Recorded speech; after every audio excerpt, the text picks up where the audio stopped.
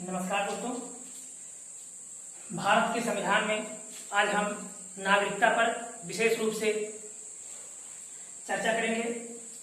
भारत के अनुच्छेद 5 से 11 भाग 2 में नागरिकता का प्रावधान किया गया है। भारतीय नागरिक को क्या क्या विशेष सुविधाएं मिल सकती हैं, विदेशियों को नहीं मिल सकती हैं, इसके क्या क्या प्रावधान है, किन किन प्रकार से भारत में नागरिकता प्राप्त की जा सकती है, इसके बारे में विस्तृत जानकारी आपको देंगे। भारत में जो नागरिकता अपनाई गई है वो ब्रिटेन की तहत एकल नागरिकता है, अर्थात कोई भी व्यक्ति भारत का एक नागरिक होगा, वह केंद्र की तरफ से पूरे भारत के लिए एक ही नागरिकता प्राप्त करेगा। जबकि अमेरिका में दोहरी नागरिकता है, एक केंद्र का एक राज्य का, लेकिन भारत में ब्रिटेन की तहत एकल नागरिकता का प्रावधान है।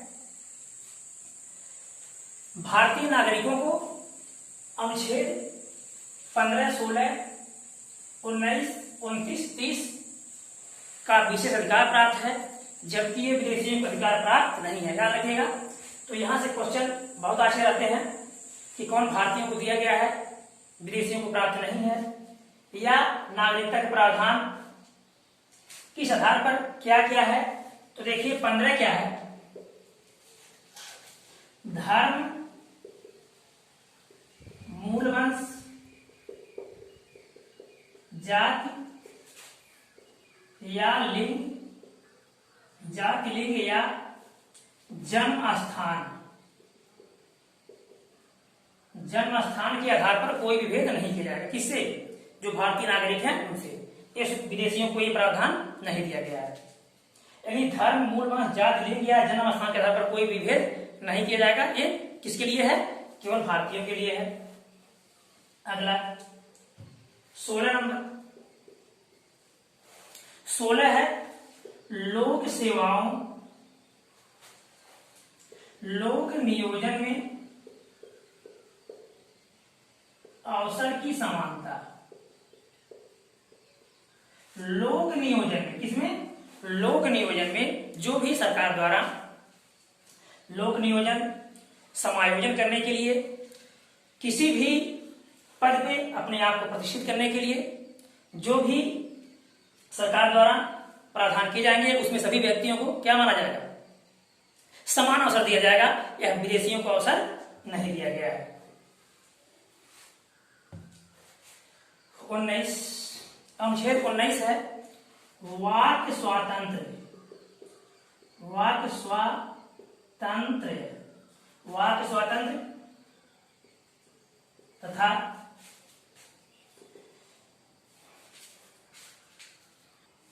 वाक स्वतंत्र तथा अभिव्यक्ति की स्वतंत्रता,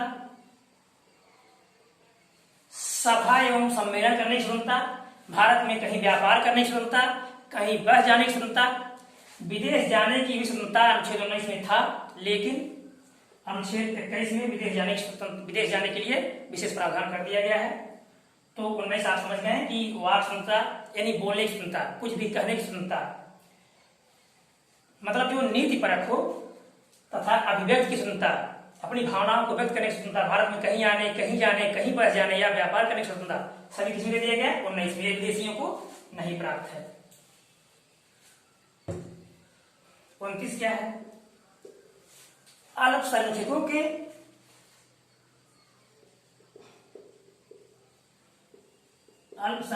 के हितों का संरक्षण, हितों का संरक्षण, ठीक, संरक्षण। जो अल्पसंख्यक हैं उनके हितों की सुरक्षा की जाएगी। लेकिन याद रखिएगा, अल्पसंख्यक कौन है संविधान में इसकी परिभाषा नहीं दी गई है। अल्पसंख्यक कौन है संविधान में इसकी परिभाषा नहीं दी गई है। हाँ, जनसंख्या के अनुसार जिस व्यक्ति की जनसंख्या बहुमत से कम होती है उनको अल्पसंख्यक मान लिया जाता है, लेकिन इसकी परिभाषा संविधान में नहीं दी गई है। तो 29 में अल्पसंख्यकों के हितों का संरक्षण, जबकि 30 में अल्पसंख्यकों के शिक्षण संबंधी प्रबंधन, इन्हीं अल्पसंख्यकों के जो अल्पसंख्यक हैं इन्हीं के शिक्षण संबंधी प्रबंधन की व्यवस्था करने का प्रावधान किया गया है। तो याद रखिएगा 15, 16, 19, 29, 30 ये विदेशियों को नहीं प्राप्त है। किसे प्राप्त है? केवल भारतीयों को। आगे देखेंगे भारतीयों को और कौन सी नागरिकता दी गई है जो विशेष प्रावधान है। लोकसभा एवं राज्यसभा के चुनाव में मतदान करने का अधिकार। लोकसभा जो हमारी लोकसभा है और राज्यसभा में चुनाव कौन कर सकता है? सिर्फ जो भारत का नागरिक होगा। दूसरी चीज, संसद एवं विधानमंडल की सदस्यता के लिए चुनाव लड़ने, संसद का चुनाव लड़ना हो, संसद में लोकसभा राज्यसभा हो, या विधानमंडल राज्यों में विधानसभा विधान परिषद हो, इसका चुनाव कौन लड़ सकता है? सिर्फ भारत का नागरिक लड़ सकता है। दूसरा चीज, राष्ट्रपति, उपराष्ट्रपति, उच्चतम न्यायालय के न्यायाधीश, हाई कोर्ट के न्यायाधीश, राज्यपाल, महान्यायवादी, महाधिवक्ता कौन बन सकता है? सिर्फ भारत का नागरिक। ठीक, तो यहां इसकी योग्यता भारत का नागरिक कर सकता है। दूसरी चीज, भारत में जो राष्ट्रपति होता है वो जन्म से नागरिक हो या प्राकृतिक रूप से नागरिक हो, जन्म से नागरिक हो या प्राकृतिक रूप से नागरिक हो, राष्ट्रपति का चुनाव लड़ सकता है। लेकिन अमेरिका में सिर्फ वही व्यक्ति राष्ट्रपति का चुनाव लड़ सकता है जो जन्म से नागरिक हो। याद रखिएगा, अमेरिका में वही लड़ सकता है जन्म से नागरिक हो, लेकिन भारत में वह जन्म से नागरिक हो या वह प्राकृतिक रूप से भारत का नागरिक हो, नागरिक लेकिन भारत का हो, चुनाव राष्ट्रपति का लड़ सकता है। अगला क्वेश्चन देखिए आप। अब अनुच्छेद 5 से 11 तक नागरिकता के लिए क्या प्रावधान किए गए हैं? अनुच्छेद 5, संविधान के प्रारंभ पर नागरिकता। संविधान के प्रारंभ पर नागरिकता, जब हमारा संविधान बनकर के तैयार हुआ उस समय माता पिता में से कोई किसी भी व्यक्ति का भारत में जन्म हुआ हो या जिस व्यक्ति को नागरिकता लेनी हो तो संविधान के प्रारंभ के पूर्व 5 साल पहले कम से कम भारत में आकर के रह रहा हो। याद रखिएगा, संविधान के प्रारंभ जब भारत संविधान बन रहा था उस समय जिस व्यक्ति को नागरिकता चाहिए उसके माता पिता में से कोई भारत का नागरिक रहा हो या वह 5 वर्ष पहले से भारत में आकर के रह रहा हो तो ऐसे व्यक्ति को भारत की नागरिकता मिल जाएगी। अनुच्छेद 6, पाकिस्तान से भारत प्रवर्जन। पाकिस्तान से भारत प्रवर्जन। अब 19 जुलाई 1948 से पहले, याद रखिएगा 19 जुलाई 1948 से पहले ऐसा कोई व्यक्ति जो पाकिस्तान से भारत आया है, कब आया है? 19 जुलाई 1948 से पहले पाकिस्तान से भारत आया है तो उसको भारत की नागरिकता मिल जाएगी। कब? किसके तहत? 6 के तहत। कब आया हो? 19 जुलाई 1948 से पहले भारत आया हो, उसे भारत की नागरिकता मिल जाएगी। अभी तो आपको हम बता रहे हैं, फिर प्रावधान 1955 में क्या हुआ, 2019 में क्या हुआ, आगे इसके बारे में बताएंगे। 7 क्या है? पाकिस्तान को प्रवर्जन। अब 1 मार्च 1947 को कोई व्यक्ति जो भारत से पाकिस्तान चला गया, कहां चला गया? भारत से पाकिस्तान चला गया, या जब भारत और पाकिस्तान का बंटवारा हुआ तो पाकिस्तान के भूभाग में पड़ गया।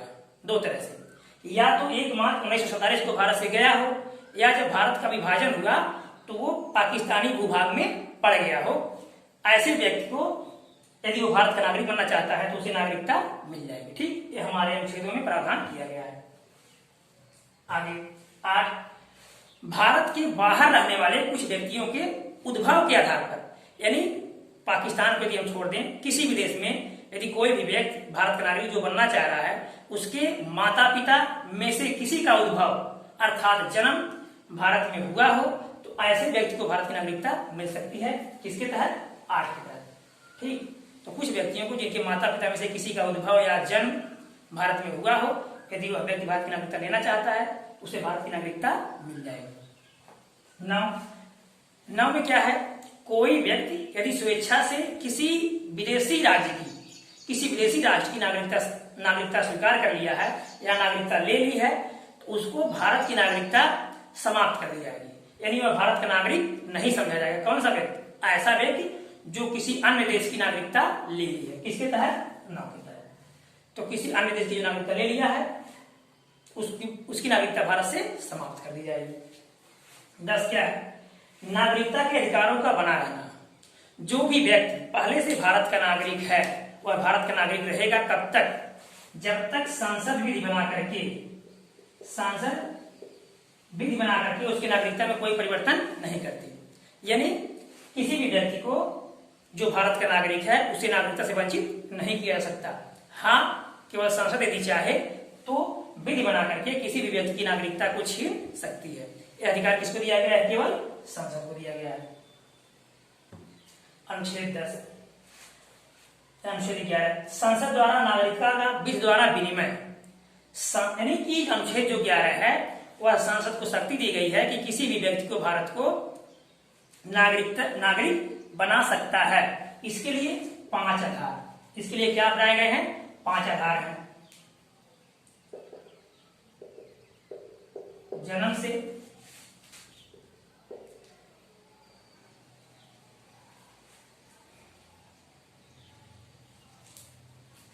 देशीकरण द्वारा,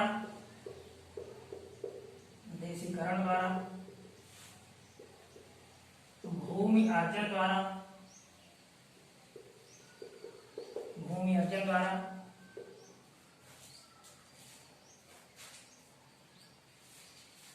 वंश परंपरा से,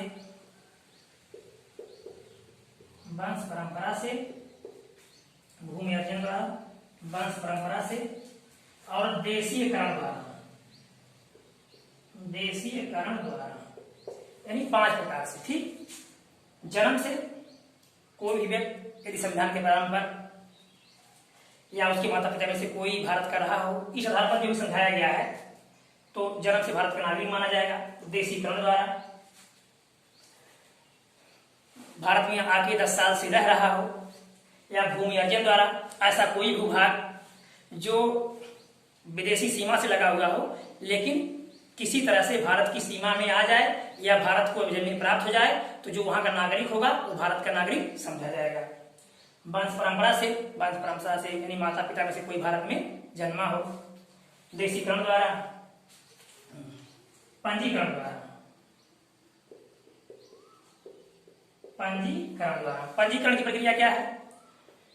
कोई व्यक्ति जिस दिन भारत में पंजीकरण करा रहा है उस देश से 5 वर्ष पहले से वह भारत में रह रहा हो, पंजीकरण से नागरिकता मिलेगी। कोई व्यक्ति जो भारत में नागरिकता लेना चाह रहा है पंजीकरण से, तो जिस दिन वो पंजीकरण करा रहा है उसके 5 वर्ष पहले से भारत का निवासी रह रहा हो। ये देखिए, तो ये प्रक्रिया थी नागरिकता अधिनियम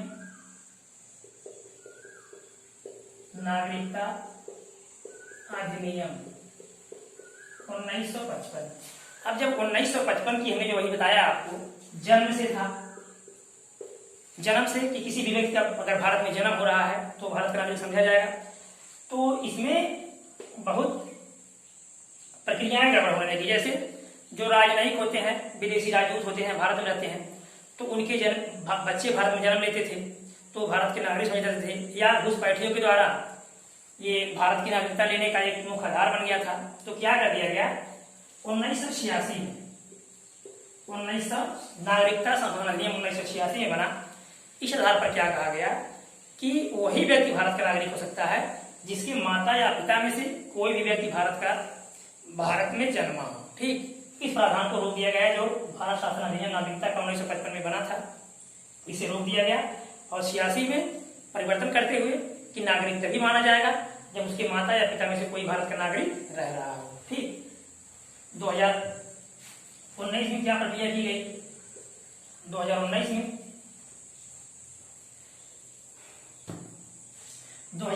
में प्रक्रिया कर दी गई 31 दिसंबर 2014। 31 दिसंबर 2014 से पहले अफगानिस्तान, पाकिस्तान,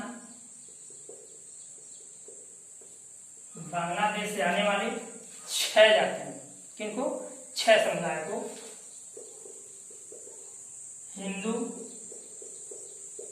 सिख, ईसाई, जैन, बौद्ध, पारसी। हिंदू, सिख, ईसाई, जैन, बौद्ध, पारसी। तो जो 31 दिसंबर 2014 से पहले भारत आए हैं, अर्थात 5 वर्ष पहले जो भारत में आए हैं, उनको भारत की नागरिकता दी जा सकती है।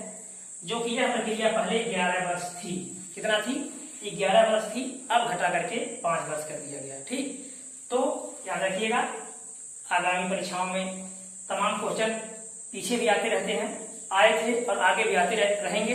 तो आप जो भी इसमें है सब नोट बनाते रहिएगा। और यदि वीडियो अच्छा लगा होगा तो सब्सक्राइब कीजिएगा, दोस्तों को शेयर कीजिएगा। धन्यवाद।